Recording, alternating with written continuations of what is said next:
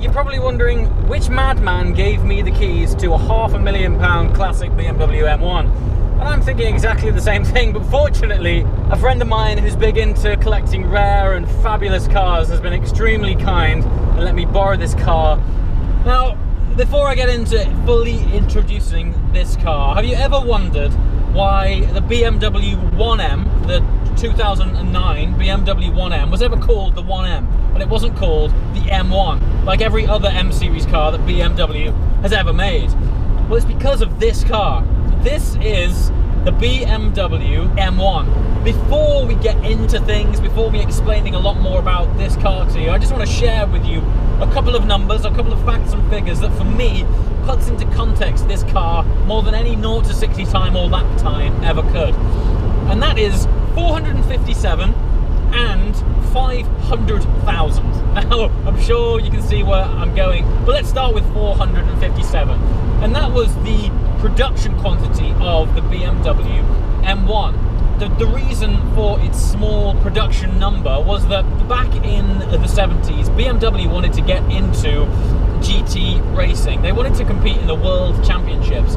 And in order to qualify at that time, the cars that were entering had to be road cars. And to class a car as a road car, it needed to be homologated. And so the production numbers, oh, it sounds lovely. The production numbers for this car were capped out. They were capped at 399 road cars, and the extra were made into race cars in a series that eventually became known as the Pro Car series, but we'll get round to that shortly. So, as a result, only 399 road cars were built of the M1, and that's where that 500,000 comes in, because 30 years later, the BMW M1 is now trading hands for £500,000. Yeah, this BMW could easily be sold for 500 grand, which is amazing. I mean, when we associate, expensive numbers with BMWs these days, they're nowhere near that figure. So yeah, I'm currently driving a £500,000 BMW, and it's from the 70s. Now, what was strange about this car was BMW at that time actually approached Lamborghini to develop this car. They were involved in racing at that time, and BM thought that they would be a suitable partner to help them to design the car and develop it for a racing series. And that basically has a lot to do with why this car looks like it was a Lamborghini from the 70s. It's because that's exactly what it was. BM teamed up with them, their design team took over, which is why the front of this car looks like a cheese wedge, and the back of it has 2 BMW badges. I've never seen a road car with 2 logo badges on it. The reason for that was it had so much Lamborghini design emphasis in it that when it was on the road, when you were being overtaken by this car, BMW didn't want you to think that you were being overtaken by a Lambo. And that's not the only thing that Lamborghini left in this car. This has had a heavy slap of 70s Italian car design DNA. And they filled the footwell with, I would say, 70% wheel arch. And as a result, you've got that sort of offset driving position of Italian sports cars from the 70s. So let's get into what this car really is. Well, up until the BMW i8, this was the only ever mid-rear engine car that BMW ever made, which in itself makes it a very significant car. It's a 3.5 litre straight six, and at that time in the 70s it was running 277 brake horsepower, which by modern day standards doesn't sound much, but this car, bang on the nose, weighs just 1,300 kilograms. And when you're in it and up it, just change it down this lovely dogleg gearbox.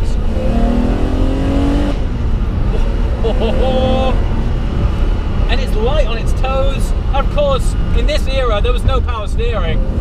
Not from these cars, anyway. And it's lovely. It dances and it flows. And it feels like a proper car. If you think about Italian sports cars of the 70s, the last thing you think about is a good driving experience. And that's essentially what this is. While it has a BMW engine in it, it was still given to Lamborghini. Halfway through that development stage, unfortunately, the rules in the World Championships that BMW were looking to enter completely changed, and also Lamborghini went bankrupt. So this car from day one hasn't had much of a successful history just getting this thing off the ground. So what BM were left with was a cool looking car with a great engine, but no series to race in and no partner to back it up. Left with all these cars, BM were like, what are we gonna do now? How can we possibly justify this program, justify these cars? And so they made up an entirely new race series just for this car called Pro Car. And things broke loose. Things went absolutely ape. They ended up turbocharging this car, which, as I just mentioned, is conventionally only 277 horsepower, and they ended up running 850 horsepower. I mean, don't forget, the road car weighs 1,300 kilograms, the race car even less. I implore you to go, after this video, YouTube search for BMW M1 Pro Car and just listen to those things. They are absolutely savage. The overrun is just firing flames out all day long, and as a series it used to follow the Formula 1 circuit as its support race, and they were absolutely fantastic. So what went from a sort of rocky start got off the road quite literally an explosive engine that made these cars super cool and also very desirable. Now, what is interesting is, at that time in the 70s, the other cars that this was competing with was the Porsche 930 Turbo, the Ferrari 512 BB, and at that time a Ferrari was around £20,000, which in 70s money was a lot of money. The M1 was pushing out 35 grand for a BMW in the 70s. So it was niche from day one. There was no chance your average Joe was ever going to get hold of one of these cars. And that's part of the reason now that the M1 is worth £500,000. In fact, there was an example a few years ago. Only 3 of these cars were ever made in silver. One of them was commissioned by F1 mogul Bernie Ecclestone. That car recently sold for £600,000. Yeah. Now, some of the favourite features of mine on this car are, of course, the pop-up headlights. But with it first and foremost being a race car, it has twin entry fuel caps, which, okay, that's available on self-respecting sports cars, but these are housed behind their own little glass doors. I've never seen a design feature like it on any car. They have their own little glass boxes their fuel caps are in, and they're hidden behind them. I've never seen it before, but now I know the history, you realise that what you're actually in is a race car, hence 2 fuel caps. Like any good lightweight sports car, it's all about when this car is rolling. And with it having no power steering, it feels beautiful. There's loads of feedback, it's very organic. But something else, arguably more significant, came out of the M1, which is why it's a very important car, is that this engine eventually became the very first engine that was featured in the first BMW M5, albeit then that they tuned it up even more. But with that understanding, you can appreciate why this is such a special car. It's part of history.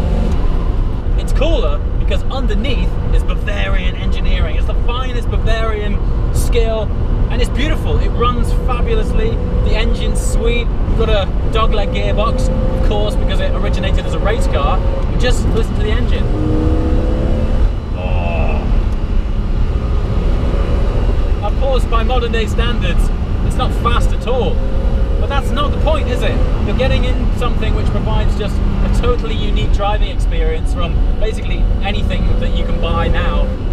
I like it. I really like this car. I'm going to have my chiropractor on speed dial because I'm so offset, but other than that, it's beautiful.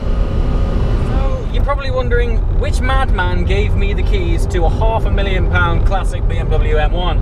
And I'm thinking exactly the same thing, but fortunately, a friend of mine who's big into collecting rare and fabulous cars has been extremely kind and let me borrow this car today. But I've also got to say a massive thank you to Don Law Racing. Now, Don Law, if you don't know these guys, they particularly specialize in Jaguar XJ220s. And when I say specialize, these guys are the global authority on all things XJ220.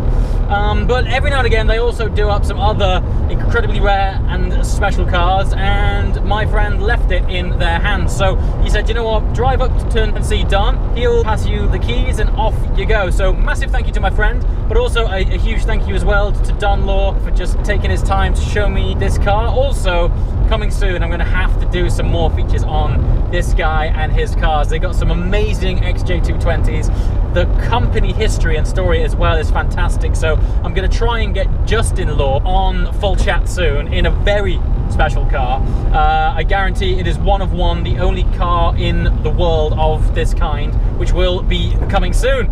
But other than that, I look forward to sharing more adventures. And as always, if you like what you've seen, please hit the subscribe button, and I'll see you next time. Thanks for watching, guys.